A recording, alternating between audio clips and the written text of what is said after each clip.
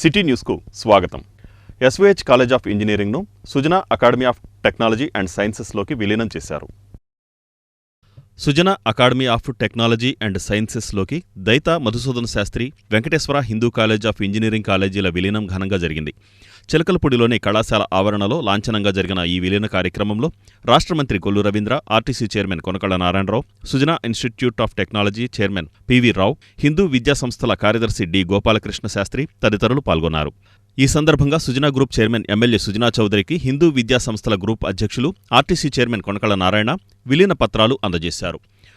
ఇన్నాళ్లు ఎస్వీహెచ్ college of ఇంజనీరింగ్గా కొనసాగిన ఈ ఇంజనీరింగ్ కాలేజీ ప్రస్తుతం యలమంచిలి జనార్దన్ రావు, దైతా మధుసూదన శాస్త్రి కాలేజ్ ఆఫ్ ఇంజనీరింగ్గా అవతరించింది. ఈ కార్యక్రమంలో ఎమ్మెల్యేలు బోడే ప్రసాద్, యార్లగడ్డ వెంకట్రావు, కాగిత కృష్ణప్రసాద్, జిల్లా SP R Gangadharrao, MUDA chairman Matta Prasad, కూటమి నాయకులు మోటమర్రి బాబాప్రసాద్, కొనకళ్ళ బుల్లయ్య, బండి రామకృష్ణ తదితరులు పాల్గొన్నారు.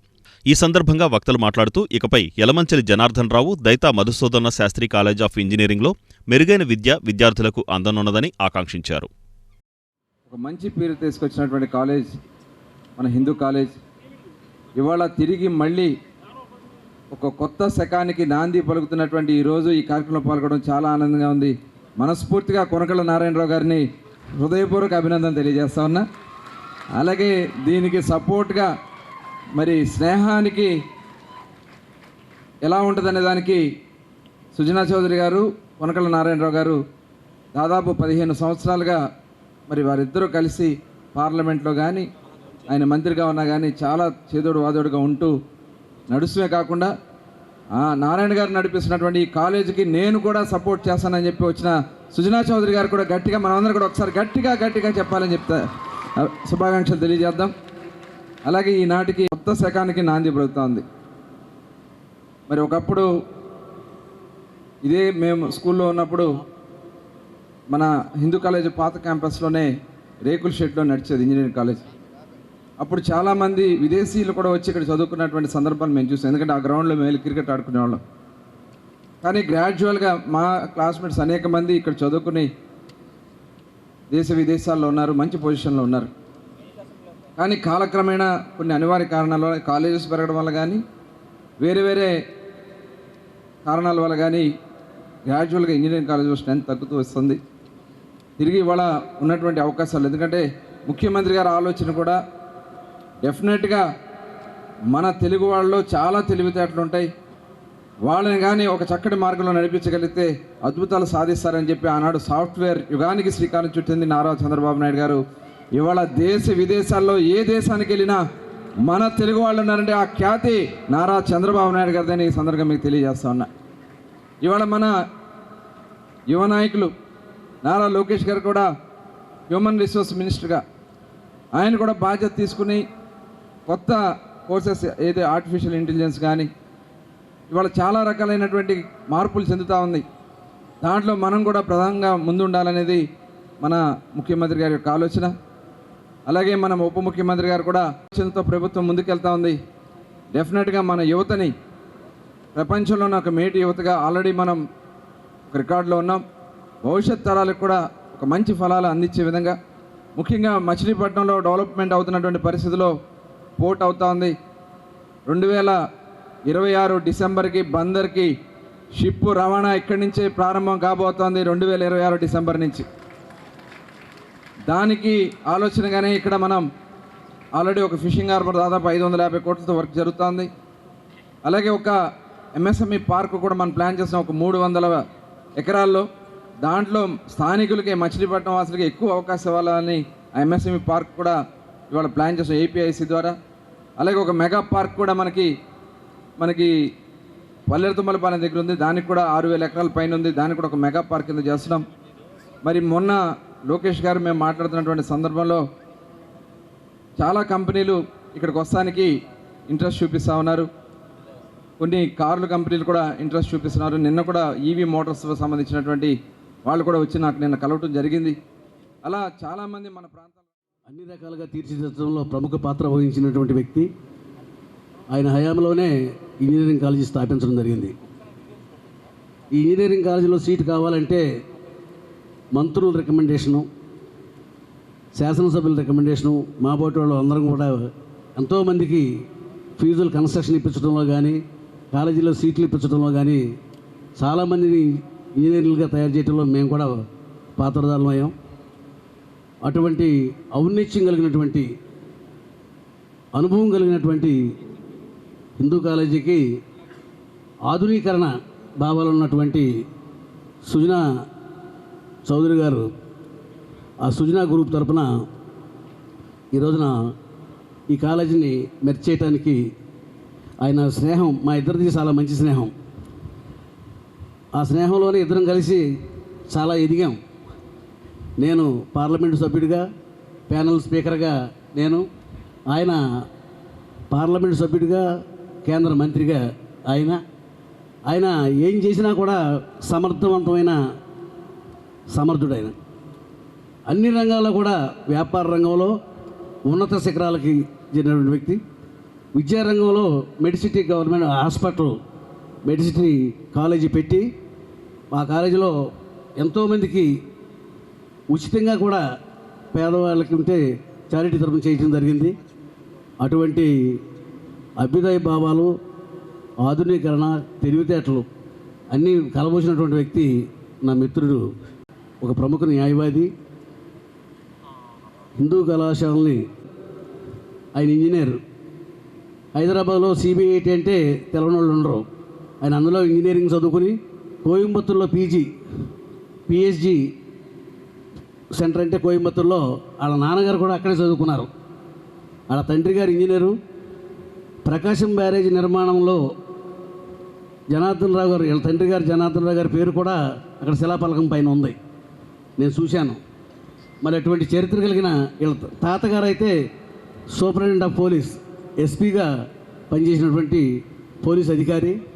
మరి ఈయన వ్యాపార రంగంలో విజయం సాధించి తర్వాత రాజకీయాల్లో విజయం సాధించి మరి అన్ని రకాలుగా కూడా ఒక స్థాయికి ఎదిగినటువంటి మరి గొప్ప వ్యక్తి మన చౌదరి గారు. మరి ఈ రోజున వారి యొక్క మా తాతగారు ఇక్కడ పెదమదాలక గ్రామం నుంచి ఆ రోజుల్లో మొట్టమొదటి ఐపీఎస్ ఆఫీసర్గా వచ్చారు. ఆ తర్వాత మా ఫాదరు ఇంజనీర్గా మాకు ఎడ్యుకేషన్తో పాటు మూడో తరం ఎడ్యుకేషన్ మూలాన వచ్చే బెనిఫిట్స్ అన్నీ కూడా మా జనరేషన్లో మేము చూసాం. ఎందుకంటే ఎడ్యుకేషన్ అనేది ఫౌండేషన్. చదువు ఈ రోజుల్లో ఏంటంటే ఎడ్యుకేషన్ కేవలం సర్టిఫికేట్లు తీసుకొని సంస్కృతి సంస్కారం లేకుండా బోళ్ళంత మంది వస్తూ ఉన్నారు. అది కాదు ముఖ్యం. చదువుతో పాటు సంస్కారం చాలా అవసరం. దాన్ని పెంపొందించాల్సిన విధంగా ఎడ్యుకేషన్లో పెరగాలనే ఉద్దేశంతో ఈ సందర్భంగా నేను ఇంజనీరింగ్ కాలేజీలో చేరిన సంవత్సరంలోనే వీళ్ళు కూడా ఇంజనీరింగ్ కాలేజ్ పెట్టారు 1980లో.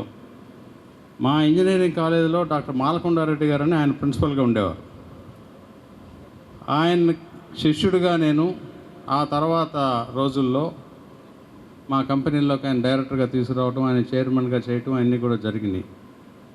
ఆ సమయంలో ఆయన సుమారుగా ఒక 20 సంవత్సరాల క్రితం నేను బాగా బిజినెస్లో బాగా అభివృద్ధి చెందే టైంలో ఆయన నాకు ఒక బీజం వేశాడు. అరే, డబ్బు సంపాదించే వాళ్ళు అనేక మంది ఉంటారు, ఆ గ్రూపు ఈ గ్రూపు అనే గ్రూపుల పేర్లు చెప్పి, కానీ ఒక మనిషికి ఒక లిమిట్ టైం ఉంటుంది. జీవితంలో అన్నీ అన్సర్టనిటీసే, ఒకటే సర్టెన్, అందరూ పైకి పోవాల్సిందే, ఆస్తులు తీసుకొని వెళ్ళలేం. కానీ if you want to live for ever, పర్మనెంట్గా సూర్యచంద్రులు ఉన్నంత వరకు మీ పేరు కనుక ఉండాలి అని అనుకుంటే అది ఒక్క విద్యా సంస్థల ద్వారానే ఉండొచ్చు. మంచిగా విద్యా సంస్థలు కనుక అసోసియేట్ అయితే మంచిది అని చెప్పి ఆయన సలహా ఇచ్చి, ఆ రోజుల్లో ఇట్లాగే medicine institute of medical sciences అని ఎన్ఆర్ఐస్ అందరూ పెట్టి సమర్థవంతంగా నడిపించలేక నన్ను ఇన్వైట్ చేసి నాకు అప్పచెప్పారు. నేటి నుండి జూన్ 14వ తేదీ వరకు సముద్రంలో చేపల వేటను నిషేధిస్తూ ఉత్తర్వులు జారీ అయ్యాయి. సముద్ర జలాల్లో ఈ నెల 15 నుంచి జూన్ 14వ తేదీ వరకు చేపల వేటను నిషేధిస్తూ పశుసంవర్ధక, డైరీ డెవలప్మెంట్, మత్స్యశాఖలు ఉత్తర్వులు జారీ చేశాయి. ఈ నేపథ్యంలో యాంత్రిక పడవలు, మెకనైజ్డ్, మోటారు బోట్ల ద్వారా జరిగే అన్ని రకాల చేపల వేటను 61 రోజుల పాటు నిషేధించారు. దీనితో బోట్లన్నీ తీరం చేరుకున్నాయి. సంతానోత్పత్తి కాలంలో తల్లి చేపలు, రొయ్యలను సంరక్షించడం, వాటి సంతతి పెరుగుదలను ప్రోత్సహించడం ద్వారా మత్స్య సంపదను పెంపొందించేందుకు ప్రతి ఏడాది ఈ విధంగా నిషేధం విధించబడుతోంది. ఈ మేరకు మత్స్యకారులు సహకరించాలని అధికారులు కోరారు. నిషేధ ఉత్తర్వులను ఉల్లంఘించిన బోట్ల యజమానులకు ఆంధ్రప్రదేశ్ సముద్ర మత్స్య క్రమబద్ధీకరణ చట్టాన్ని అనుసరించి శిక్ష పడుతుందన్నారు. అలాగే బోట్లు మత్స్య సంపదను స్వాధీనం చేసుకుని జరిమానా విధిస్తారన్నారు. చేపల వేట నిషేధం సక్రమంగా అమలయ్యేందుకు మత్స్యశాఖ, కోస్ట్ గార్డ్, కోస్టల్ సెక్యూరిటీ పోలీసులు, నేవీ, రెవెన్యూ అధికారులతో గస్తీ ఏర్పాట్లు చేసినట్లు వారు తెలిపారు. విద్యార్థి జీవితంలో తాత్కాలిక ప్రలోభాలకు లోను కాకుండా దీర్ఘకాలిక లక్ష్యాలతో కష్టపడి ఉన్నత శిఖరాలు అధిరోహించాలని జిల్లా కలెక్టర్ డీకే బాలాజీ విద్యార్థులకు ఉద్బోధించారు. విద్యార్థి జీవితంలో తాత్కాలిక ప్రలోభాలకు లోను కాకుండా దీర్ఘకాలిక లక్ష్యాలతో ఉన్నత శిఖరాలు అధిరోహించాలని జిల్లా కలెక్టర్ డీకే బాలాజీ విద్యార్థులకు ఉద్బోధించారు. రామానాయుడుపేట లేడియంతిల్ ప్రభుత్వ జూనియర్ కళాశాల సమీపంలో ఉన్న సాంఘిక సంక్షేమ వసతి గృహంలో జిల్లా కలెక్టర్ బిఆర్ అంబేద్కర్ చిత్రపటానికి పూలమాలలు వేసి ఘనంగా నివాళులర్పించారు. అనంతరం విద్యార్థినులతో కలెక్టర్ మాట్లాడుతూ చిన్న చిన్న ప్రలోభాలకు లోను కారాదని, దానివల్ల జీవితంలో చాలా నష్టపోవలసి వస్తుందని హితవు పలికారు. గంజాయి వంటి మాదక ద్రవ్యాలకు దూరంగా ఉండాలని, ఇప్పుడున్న యుక్త వయసులో ఆకర్షణతో పక్కదారి పడితే భవిష్యత్తు కోల్పోవాల్సి వస్తుందని చాలా జాగ్రత్తగా నడుచుకోవాలన్నారు. ప్రభుత్వం కల్పిస్తున్న విదేశీ విద్యా దీవెన, వసతి గృహాల సౌకర్యాన్ని వినియోగించుకుని ఉన్నత శిఖరాలను అధిరోహించాలని కోరారు. ఇటీవల ఇంటర్మీడియట్ పరీక్షల్లో మంచి మార్కులు సాధించిన విద్యార్థినులను జిల్లా కలెక్టర్ అభినందిస్తూ శుభాకాంక్షలు తెలిపారు. ఈ కార్యక్రమంలో సాంఘిక సంక్షేమ శాఖ ఉప సంచాలకులు షాహిద్ బాబు, ఏపీ ఈడబ్ల్యూఐడి సిఈ ఎన్ రాయన్న, వసతి గృహ సంక్షేమ అధికారి నటరాజు రాణి, పలువురు ఉపాధ్యాయురాళ్లు, విద్యార్థినులు పాల్గొన్నారు.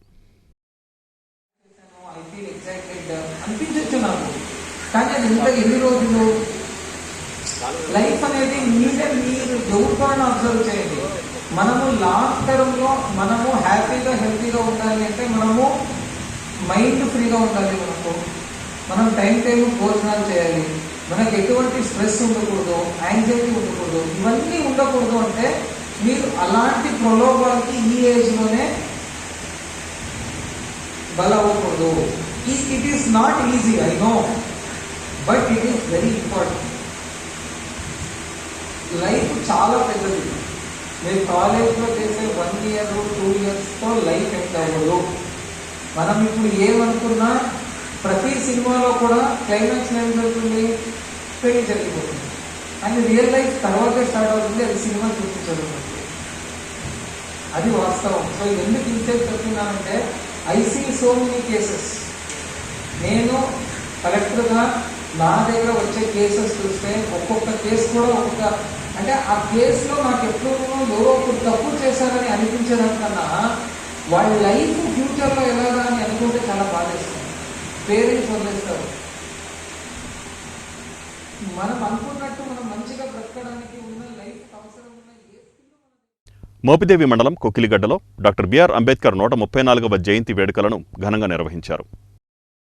మోపిదేవి మండలం కొక్కిలిగడ్డలో డాక్టర్ బిఆర్ అంబేద్కర్ 134వ జయంతి వేడుకలను ఘనంగా నిర్వహించారు.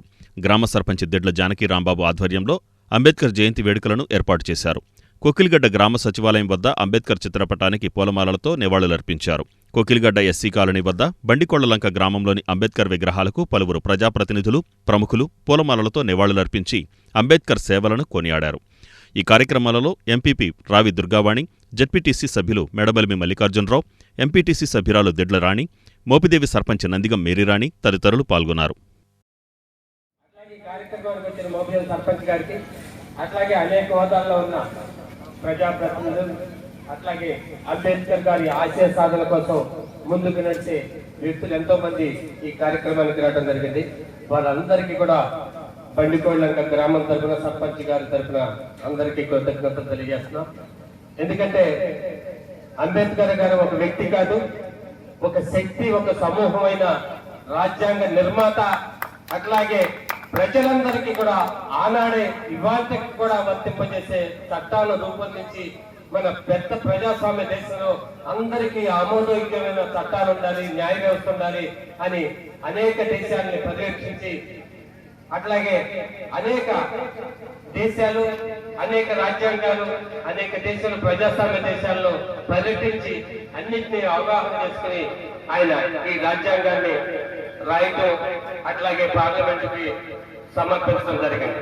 దాంట్లో చిన్న చిన్న మార్పులు తప్ప ఆయనకు చేసిన మౌలిక రాజ్యాంగ సూత్రాలను మాత్రం అలాగే ఇవాళ కూడా మనం అందరం ఆచరిస్తాం. ఈ వార్తలు ఇంతటితో సమాప్తం. నమస్కారం.